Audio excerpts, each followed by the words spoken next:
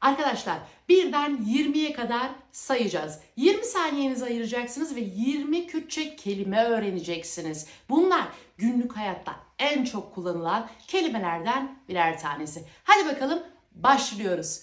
Yek, dö, se, çar, beş, şeş, heft, heşt, ne, de, yazde, donzde, sezde, çarde, panzde, şanzde, hevde, hecde, nozde, bist.